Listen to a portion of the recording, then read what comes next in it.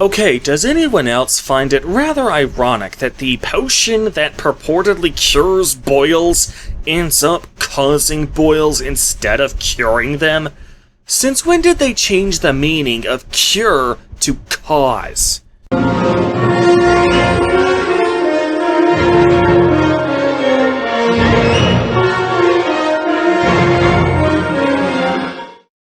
Spoiler warning. This is an in-depth retrospective and story analysis of the entirety of the Harry Potter books, one chapter at a time. If this is your first video in the series, it is highly recommended that you begin watching this series from the beginning, which you can do by going to the playlist that I provide right here. Okay, now that everyone is all caught up, let's continue.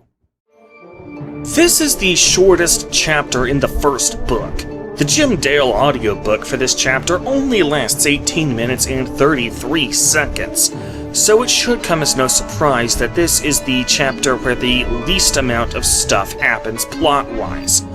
Anyway, just as the last chapter can be divided into 4 sections, this chapter can likewise be divided into 3 sections.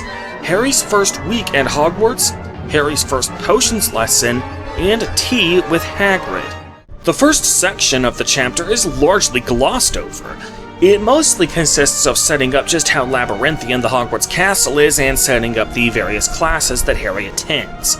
To my chagrin, Hermione's Mary Sue character that I discussed 2 chapters ago rears its ugly head in the first Transfiguration lesson, when she is the only one in the class who is able to successfully convert her match into a needle.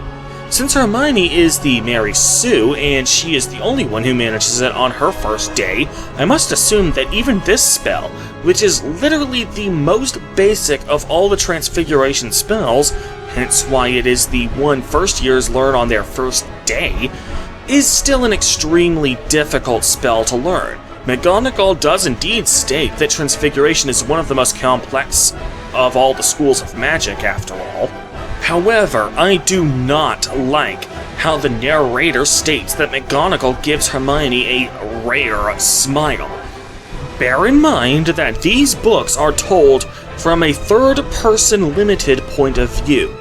By that, I mean that while the narrator refers to Harry in the third person, the narration is nonetheless coming from Harry's point of view. For example, at the beginning of this chapter, the narrator tells us that Harry is quite uncomfortable with all the fanboy attention he receives, but we don't read about how Ron feels about receiving that same level of attention. While Ron's desire to be famous will eventually become a subplot in later books, we only see what Harry observes about Ron's response to this newfound fame, not how Ron himself actually feels about it. In the rare instances when a chapter is told from another character's point of view, the story will still pick one character in that scene and tell that story from the limited point of view of that one character to the exclusion of all other characters in the scene. For example, in the first chapter of Half-Blood Prince, we read about how the Muggle Prime Minister feels about his portrait being alive and the other minister intruding on his job, but we do not get such insight into Fudge's or Scrimgeour's feelings on the matter, because that chapter is told through the Muggle Prime Minister's point of view and no one else's. This is in contrast to the third-person omniscient point of view, where all relevant parties have their perspectives and beliefs conveyed to the audience by the narrator. So, I am quite frustrated at how the narrator can describe McGonagall's smile as rare, since this is being told from Harry's point of view, and this is literally only the second time he has met McGonagall since he was a baby. How could he possibly know that McGonagall isn't a smiler? Another thing about this first section that annoys me is Flitwick's response to seeing that Harry is in his class. Now, to an extent, I get it. This is yet another instance of somebody going all fanboy over Harry, since Harry is still getting used to how famous he is. The problem is that it makes no sense in this context. Flitwick went all fanboy while taking the roll call. The implication here is that he is surprised by the revelation that he now has Harry freaking Potter in his class. The problem is that this shouldn't be a surprise to him in the slightest. Surely he was at the sorting ceremony, wasn't he? I mean, he isn't mentioned in the last chapter, but I'd imagine that all the teachers were obligated to attend the sorting ceremony. So he should already know damn well that Harry is included in this year's batch of first years. And since he's the only Charms teacher at the school, and since Charms is a class that every first year student is required to take, it should come as no surprise whatsoever that Harry is in his class. It seems that the only reason this moment is in the story is to provide a contrast with the second section of this chapter, where Snape calls Harry's name during roll call, but reacts to it in the opposite way. But do we really need a foil to that moment in order for Snape's reaction to be effective?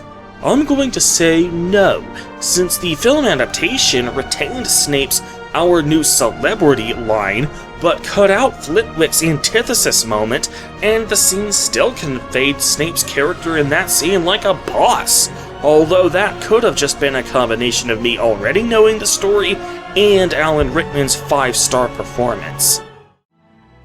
Friday morning at breakfast begins the second section of this chapter, and also the point where the story actually slows down and starts discussing individual moments rather than glossing over the whole week in just a few paragraphs.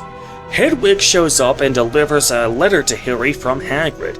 Hagrid asks Harry to have tea with him after lunch, and specifically tells Harry to use Hedwig to deliver his response, setting up the third section of this chapter.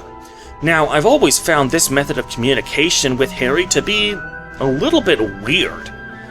First of all, why does Hagrid need to send Harry a letter by owl post?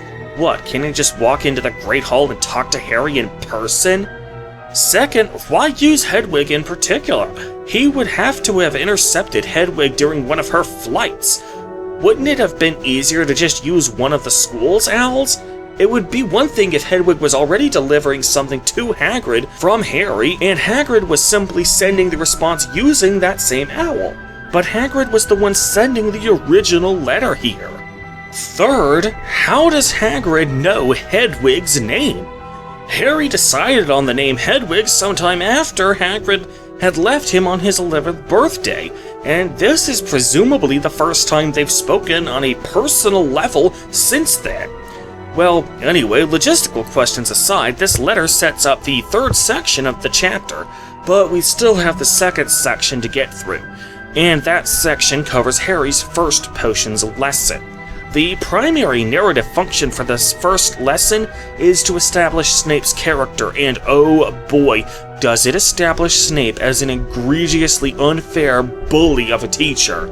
I mean, he takes points from Gryffindor because Harry didn't tell Neville how to do the potion properly, even though Harry wasn't even Neville's partner in that lesson. Seamus was.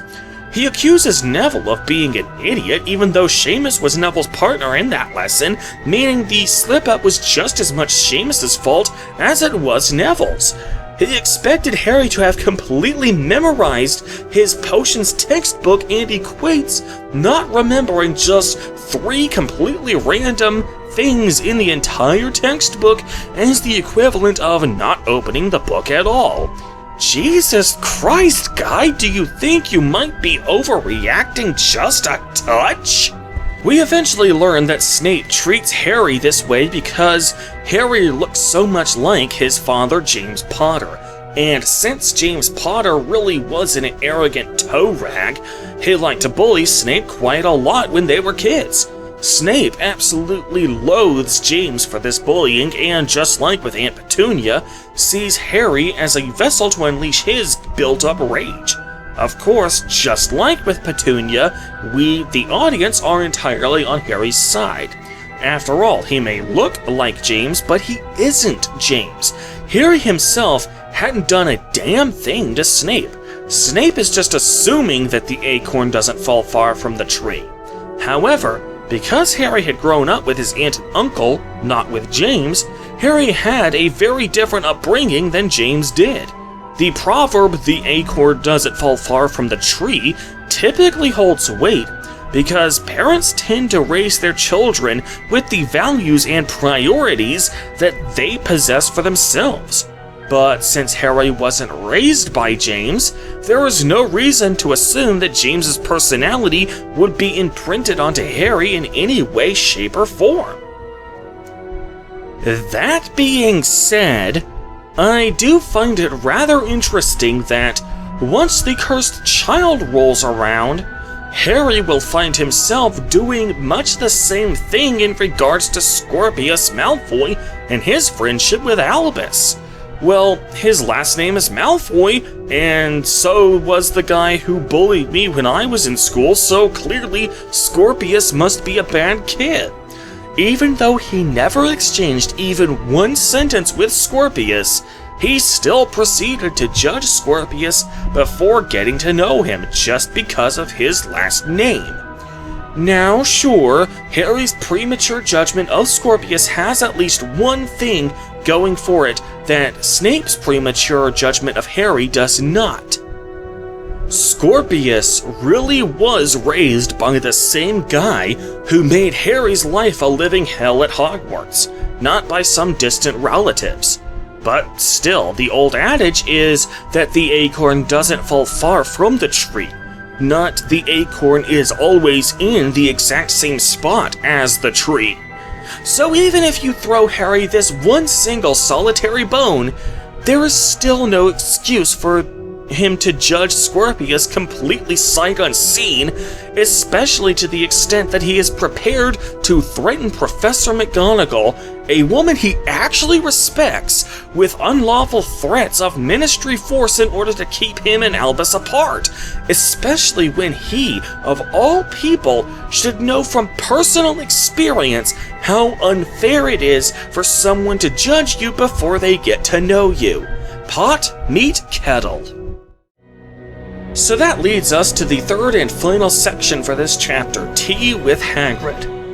Ron accompanies Harry on this social call, which is honestly the only action that makes any narrative sense. After all, since Hagrid is going to be one of Harry's closest friends for the rest of the series, Harry's best friends likewise need to be just as close to Hagrid as Harry is.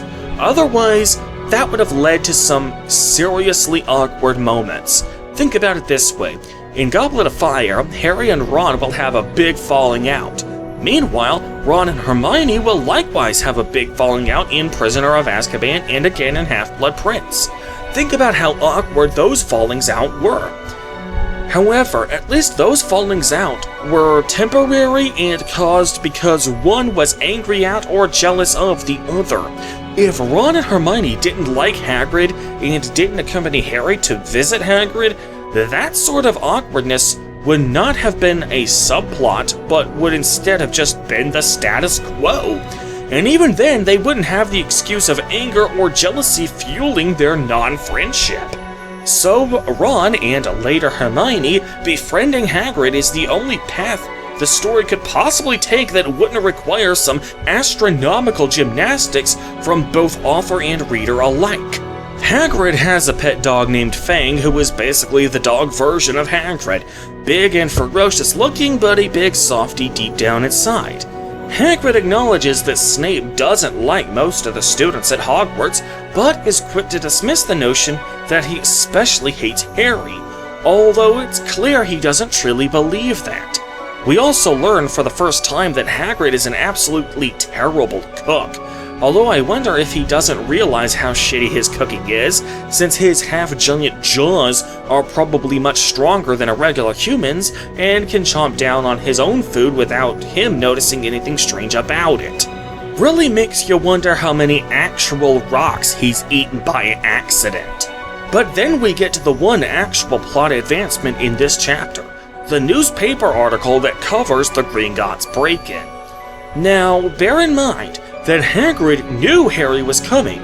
He had all day to get his place ready for hosting, and his home is literally just one room, and yet this newspaper clipping was just laying on the table. Now combine that with the fact that this news article is now about 5 weeks old, and one really has to wonder what Hagrid was doing with this newspaper article after all this time. What, were the puzzles on the back just really challenging? Clearly, this newspaper clipping's convenience appearance here was not just narrative convenience. Clearly, Hagrid and Universe wanted Harry to see that article. I think Super Carlin Brothers might have been onto something when they said that Harry's entire first year at Hogwarts was an elaborate test set by Dumbledore. The news article itself details how someone, though they don't say who, tried to rob Vault 713 at Gringotts sometime during the afternoon of July 31st, clearly at some point after Hagrid had emptied the vault. Harry starts connecting the dots and realizes that whatever Hagrid took from the vault is the thing the bank robber wanted to steal.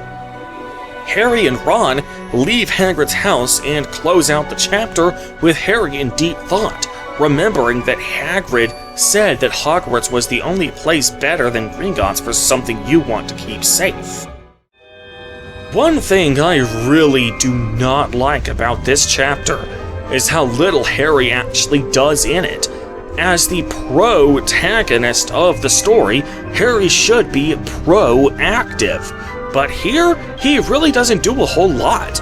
Now, Harry didn't do a whole lot in the past 4 chapters, but at least in those chapters, he had the excuse that he, and by proxy the audience, was still being acclimated into this new world. In Chapter 4, he was learning his backstory. In Chapter 5, he was introduced to Diagon Alley. In Chapter 6, he was introduced to the Hogwarts Express, and in Chapter 7, he was introduced to Hogwarts proper. But here, Harry has been acclimated to the wizarding world. It's going to be quite some time from now before he gets introduced to a new part of the wizarding world. In the past 4 chapters, Harry was in a reactive role, but here, there's very little for him to react to, so he's actually in more of an inactive role. Sadly, it won't be until the next chapter that Harry becomes a more proactive character. It's not like the opportunity to be proactive wasn't apparent. Imagine if Hagrid actually tried to hide the old newspaper clipping, but did a really poor job of it. Harry noticed the newspaper, rather than it just being laid out in the table in plain sight, and swiped it too quickly for Hagrid to even be able to protest. Or alternatively, maybe Hagrid actually protested, but Harry waited for him to turn his back before swiping it, and then read the article on his way back to the castle. This would have shown Harry to be proactive without forcing Rowling to completely rewrite the story from scratch. Ron has no character development to speak of at all. He does exactly 2 things in this chapter. He stops Harry from arguing with Snape and thus losing even more points for Gryffindor, and he volunteers to accompany Harry to visit Hagrid. Neither of those show Ron's character. Now, his stopping Harry from arguing with Snape could have been used to establish Ron as the guy who reins his friends in. But alas, that isn't what Ron's character is going to be for the rest of the series. As I mentioned in the 6th chapter, Ron's primary purpose is to deliver exposition about the magical world. However, that narrative function doesn't really give him a personality. In the 6th chapter, it was teased that Ron might be the emotional support character. Here, it's teased that Ron's character might be the guy who keeps Harry from making stupid decisions. But just like the pep talk from 2 chapters ago, this potential trait of Ron's will never come up again. It's like J.K. Rowling is experimenting with Ron, putting him in various roles before deciding that it just doesn't feel right to have Ron in that role, so she tries putting Ron in another role, and another, and another. She's just throwing character roles at the wall to see what sticks. Now don't get me wrong, that's a perfectly valid stage of writing, when you're still doing drafts. However, once the book itself gets published, I would expect your former drafts to have been written out of the story. You don't want Ron to be the emotional support character? Fine, take out the part where he gives Harry that pep talk on the train. You don't want Ron to be the voice of reason character? Fine. Then take out the part in this chapter where Ron serves as Harry's voice of reason. by the time this book was published, Rowling should have had a clear idea of what kind of character she wanted Ron to be. But instead, Ron's character just seems to be all over the place. Hagrid's character development in this chapter really baffles me. He stands up for Snape despite being unable to meet Harry's eye when he does so, suggesting that he believes in standing up for his co-workers regardless of what he knows the truth to be. But just a couple paragraphs earlier, he insults Filch and his cat. So, which is it, Hagrid? Do you stick up for your co-workers, or do you hold them to account whenever they're dicks to people? Frankly, as we will eventually see, the fact that Hagrid is a secondary supporting character, that is to say, he's not getting as much screen time as primary supporting characters like Ron, Hermione, or Dumbledore, but still gets far more screen time than tertiary supporting characters like Lavender Brown or Ginny Weasley, that will often be used as a convenient crutch for Rowling to use him to advance the plot by doing things that aren't necessarily out of character per se, but certainly don't seem entirely consistent with his established character either. Well, ladies and gentlemen, I hope you enjoyed this retrospective of this chapter. Next chapter, Harry finally grows out of his inactive role and finally starts acting proactively. So you can bet I'll have some praise to give to the story for that. Until next time, however, I am Ace the Thorn, and I will see you guys later.